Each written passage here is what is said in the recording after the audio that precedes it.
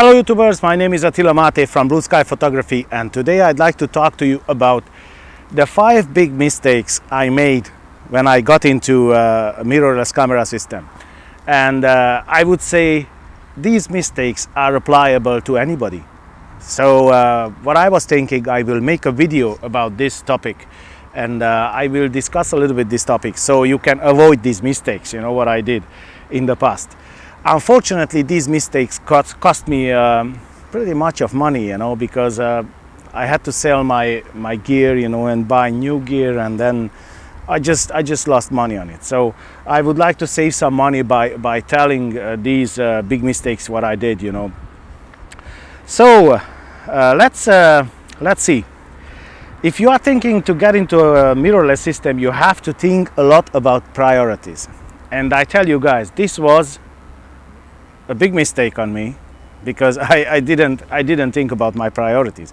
What are my priorities? What type of photography I'm doing? What kind of lenses I need, and so on and so on. There was a big mistake of mine that I was blindfolded by the marketing system of Sony, because I got into Sony, you know, and I was blindfolded by the marketing strategy, you know, and I forgot about everything. I was just caught in the stream, you know what I mean? And I was so excited and so happy about those cameras, you know, that I forgot about several different aspects, what it is very, very important. So let's see a few tips and to think about before you get into a mirrorless system. And what would be my opinion, and these are my opinion and my experience. If you have some different experience and different opinion, please leave a comment down below and we can discuss it in a professional manner. So let's see these tips. Tip number 1. What type of photography am I into? This way I can decide the sensor size and the camera type I need. Now, again, many photographers will say full frame, full frame, full frame, full frame. Guys, there are many areas in photography where you don't want to get full frame. What you want to get is APS-C. That's what you want to get. And these areas, the most important areas of this kind of photography is sports photography and wildlife photography, sorry. And I tell you why. Because in sports photography and in wildlife photography, it is very important the pixel density and the crop size sensor. The advantage of the crop size sensor is the 1.5 crop. That means the extra reach what you get with your lenses. So if you have a 70-200 lens on this camera, that will be like 100 to 300 millimeter, and that's an extra reach. And I tell you something, many photographers will say, yes, I can do that picture with full frame camera and then I will crop in.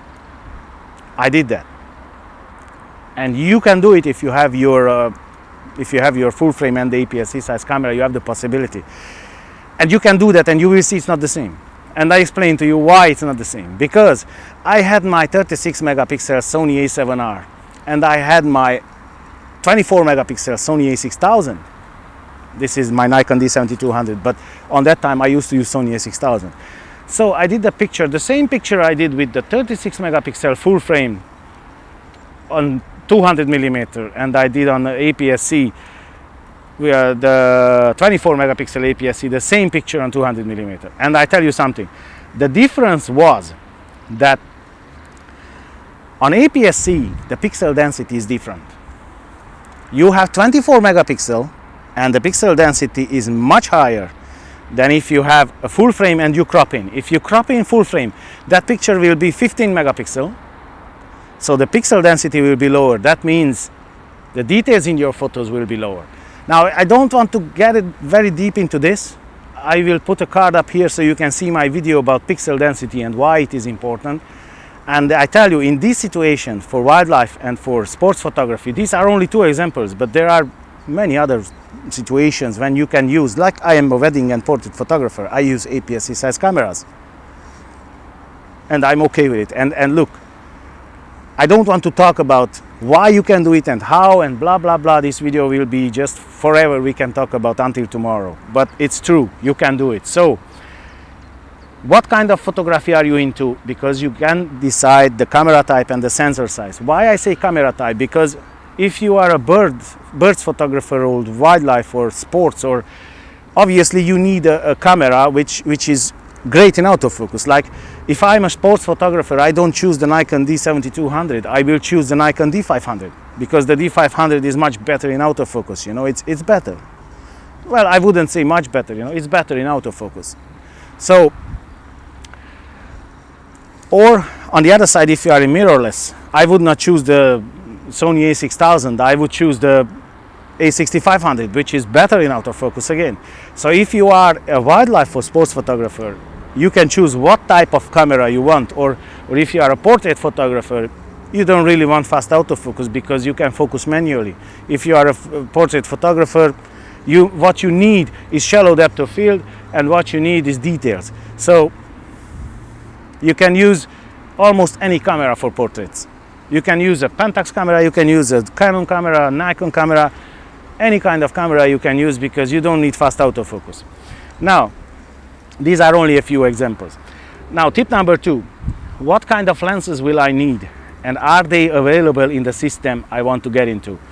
And I tell you something, this was the biggest mistake of my life when I got into Sony. And I tell you something, like I said, I got caught into marketing strategy, and I was so excited about the cameras that I forgot completely about the lenses. And the truth is that I had to leave Sony because of the lenses. The A7R, it was a great camera. It was an excellent camera. The A6000, it is an excellent camera. Even at the moment, the A6000, for the money you buy, it is a great camera with great autofocus, great image quality. It's not as good as the Nikon D7200 because it has anti-aliasing filter, and only that's the reason. The little bit of extra what this camera has is that this camera lacks the anti-aliasing, it doesn't have anti-aliasing filter, and that's all. If the Sony a6000 would be without anti-aliasing filter, would be the same camera like this one, I tell you. And obviously this one has dual SD card slot, but that's a different story. So, but I bought the Sony a6000, I bought the Sony a7 Mark II, I bought the Sony a7R. I didn't get lenses. I had lenses, but I didn't get the lens choice I wanted to get. That's what I mean over here when I say, what kind of lenses will I need, and are they available in the system you want to get into? So if you want to get into Sony, no problem. Sony is a great system. But you must be aware, they don't have really big choice of lenses. And many photographers, even a photographer a few weeks ago, you know, he commented on one of my video, and he said, yeah, but you forgot about the adapted lenses. Look, let's make this clear from the beginning. When I talk about lenses, I'm talking about native lenses, native autofocus lenses. Adapted lenses you can adapt on any mirrorless camera. You can buy whatever mirrorless, you know, Canon or whatever mirrorless you buy, you can adapt lenses. That's not a big deal. But what if you want native autofocused fast glass? What if you want that? Not everybody is happy with adapted lenses. I am not happy. I like adapted lenses. But in the same time, I need autofocus. When I'm on a wedding, I need autofocus. I did try wedding with manual focus primes, and I was sweating like a... okay. So you need fast primes. So you should choose very carefully. You should think very carefully what kind of lenses will you need and if they are available. Tip number 3, what kind of accessories will I need and are they available in the system I want to get into? Again, with Sony, when I was in Sony, now it's a different story because now at the moment you have a lot of kind of choices, you know, but it's not like Nikon and Canon anyway. But there are a lot of choices. On that time, I remember I was thinking, what kind of flash should I get? You know, I wanted a HSS and a TTL flash, and the only flash was available, the original Sony flash, which was like 400 euro. Man, I tell you that I really can't understand, you know, these guys. Why they do like such a price, you know, like 400 euro. Okay, finally I got Nissin flash. And Nissin released the flash for Sony, you know, with intelligent hot shoe. And I got that flash, and it was great on the A6000. It's a small little flash, the i40, Nissin i40, and it's a great little flash. And I tell you, that flash, was okay, but you don't really have choices. I couldn't get trigger, and flash and this kind of. You can get manual. That's not okay. That's okay. So if you want to shoot manual flash, that's fine. You put Yongnuo, or you put whatever you want, So it's all right. That's not a big issue. But if you want TTL, if you want HSS, it's a different story. If you want, some other specific accessory, like what the example microphones and these kind of things, which one goes in the hot shoe, connects to the camera, you should check all this. What would you want to do, and do you have all the accessories, which one you need? I didn't check this, and I was in trouble, I tell you. So this was tip number 3. Tip number 4. Do you have the budget to purchase all the gear you need, or the bare minimum? Because you can choose a cheaper brand otherwise. Now, again, terrible mistake I did. Because I was with Sony, okay? I have to speak about Sony. I'm sorry, Sony fanboys, but this is the truth, and I know that Sony fanboys, they are angry all the time, and they if somebody says something bad about Sony, they will jump and fight with tooth and nail, to protect Sony. But I tell you something, that's the truth. I was in Sony, and I was at the moment when I realized that I don't have enough money to purchase all my gear what I need, because the Sony lenses, they are so horribly expensive, I tell you, like, it's unbelievable. And I couldn't find third-party lenses, like Sigma zooms or Tamron zooms, or you can't really find it. You find a few, but not as many as with Nikon or Canon. Now I'm talking about the Sony E-mount system. Sorry, not the A-mount. So don't make a mistake, because the Sony A-mount system, they have a lot of lenses. They are expensive, but they have lenses. So the Sony E-mount, I'm talking about the mirrorless system, and that's all the camera lineup. It is great. It is excellent.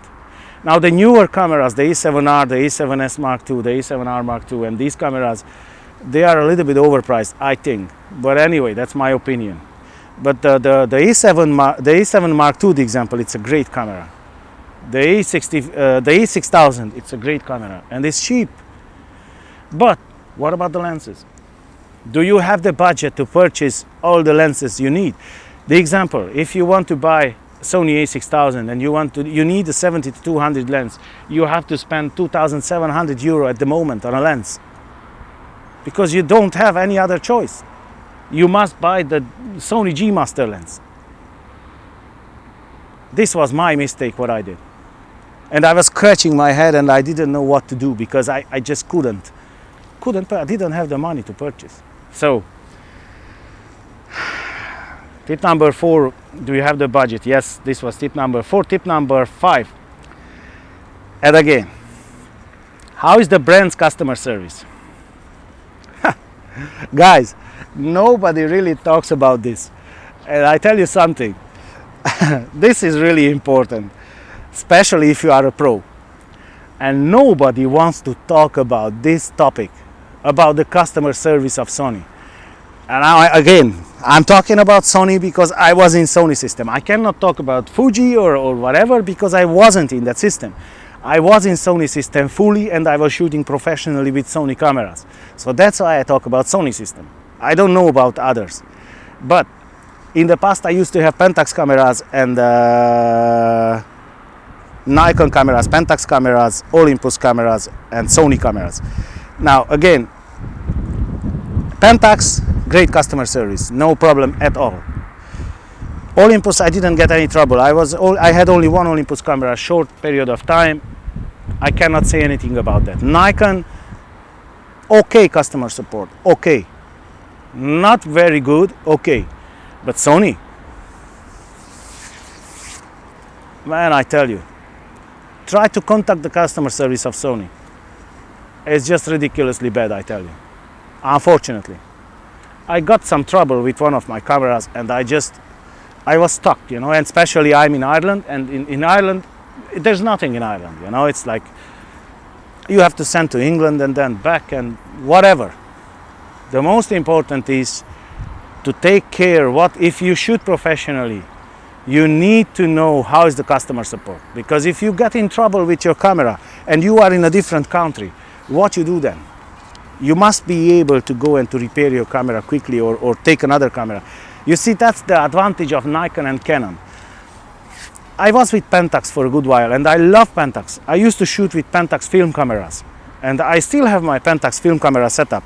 I have a video about that and I will place a card up here so you can see that video.